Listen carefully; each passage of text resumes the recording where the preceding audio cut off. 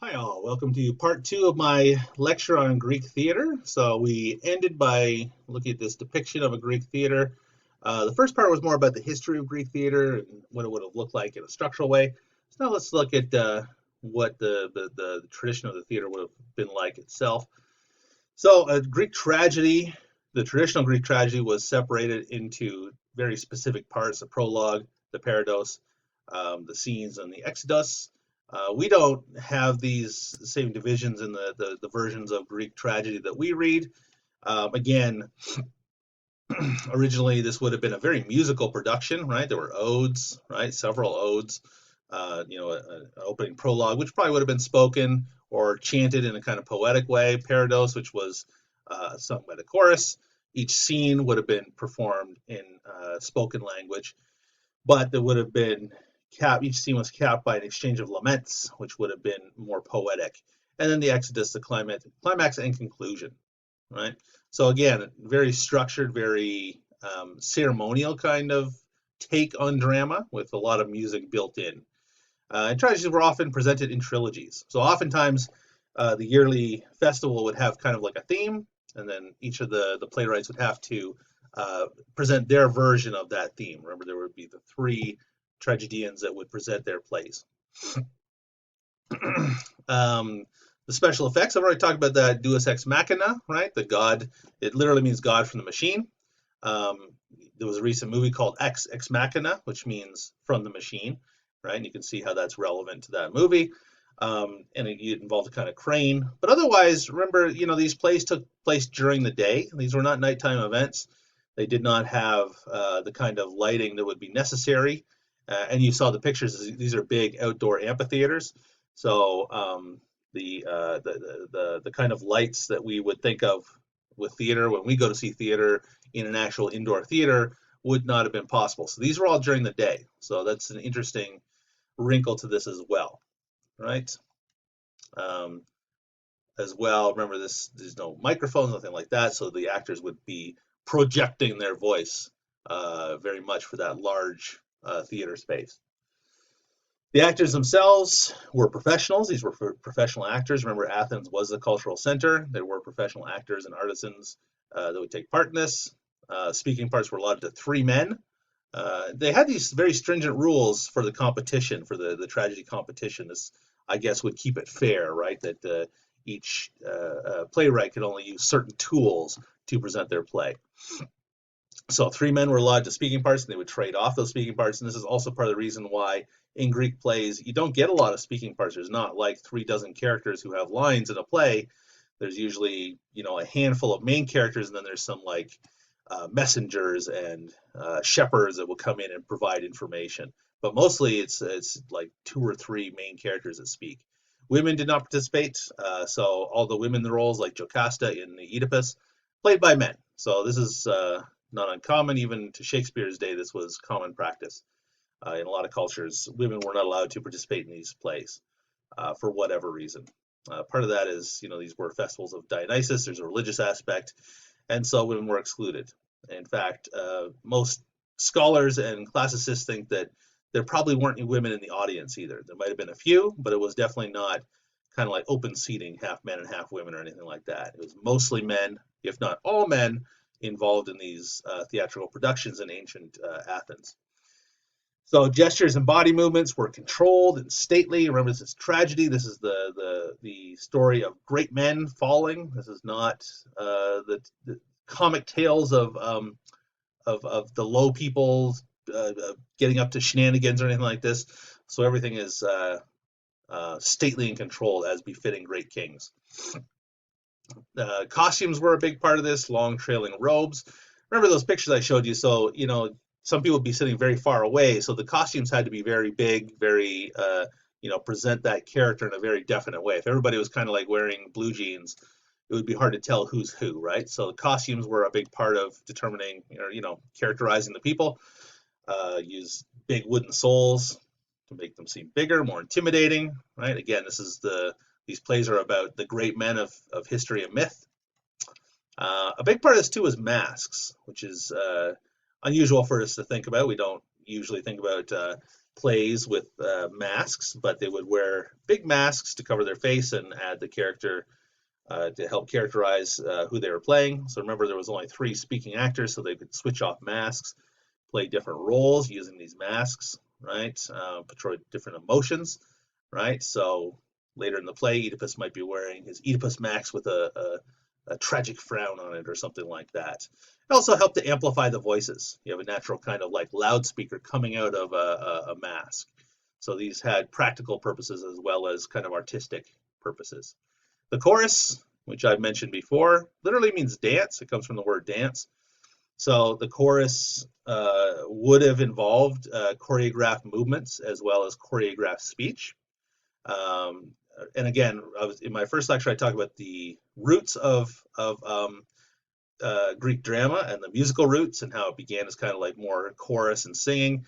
So the chorus in these Greek plays that we're looking at began that way, but dwindled down eventually till it became more about the interaction between the actors on the proscenium and the chorus in the orchestra. Before it would have been a larger chorus presence, but that shrank over the years as other parts took more precedence. So the traditional chorus would move and speak in unison. So when you're reading Oedipus and you see the chorus has a line, that would have been about a dozen men in costumes speaking in unison. So it would have created this really interesting effect where Oedipus is this lone voice speaking, and then you would have had this chorus of voices speaking in unison as a kind of like collective, right? And these choruses could represent different things. In the Oedipus, they're kind of like the older citizens of the city. But if you read the Bacchae, another play by Euripides, the chorus is made up of his female followers, the Maenads. So it's a very different kind of chorus, and they have a very different character. Here's a picture of what the chorus might have looked like, right? The robes, the masks. It would have been moving in unison, speaking in unison. So it would have been quite powerful to see this in person, I would imagine. And they could do a number of things with the chorus, add to beauty, using song and dance. They set the mood, express the main themes of the play, right? Oftentimes they're commenting on the themes of the play as it goes along. They create this bridge between the actors and the audience. Sometimes they take the place of the audience kind of thing, and they'll voice what the audience is thinking. They'll be like a surrogate for the audience. They give advice to the actors. They'll interact with the actors, right? Again, the chorus is literally a specific group of people from that in that play, right? So again, in Oedipus, these are supposed to be like kind of the older leading citizens of Thebes, right? And so they can do a number of things with the chorus, interact with the actors, and create this effect. The stories themselves started, as more with that more religious kind of flavor, right? Honoring the gods, especially Dionysus. This is the festival of Dionysus, of course. Over time they got more complicated. I would call artistic, I guess you could say. They started playing with the themes of Greek heroes and mythology and leaders to explore different moral truths rather than just kind of honoring the gods. So it got more, I would say, complicated. Tragedy. So the big part of these festivals of Dionysus was the 3 tragedies that would compete. So tragedy was kind of like the apex of Greek Greek drama, right? The satyr plays were kind of like how would you say, kind of like slapstick almost. They were kind of silly and kind of about baser human nature, right? And the comedies, they were funny, but comedies in the kind of more Shakespearean sense where it's a play about serious things, but nobody dies, right? Whereas the tragedies are all about great heroes of mythology and history dying and facing their fates, right? So usually, almost always, the plot of a tragedy is about a person who goes against the laws of God or was too proud, had too much hubris, right? And this stems from these Greek preoccupations with ideas of hubris and the role of fate and the gods in determining our lives. As well, this idea that we can't avoid suffering, right? We can't fight against the fates that the gods have in store for us. We saw this a lot in the Iliad, right? In the Odyssey, we get these stories of 2 great men who are being blown about by the winds of fate to a certain extent. Achilles has that choice, but it's kind of a loaded choice, right? And can he actually choose to not go to battle and die. I mean, that would be against his very character. Anyways, as I note here, it's almost always excessive pride and kind of hubris, as we're going to see with Oedipus, right? He thinks he can solve any problem uh, until he comes to a problem that he can solve, but also brings about his downfall. So the hero of a Greek tragedy, uh, was mostly men. There were a couple about women, but mostly men.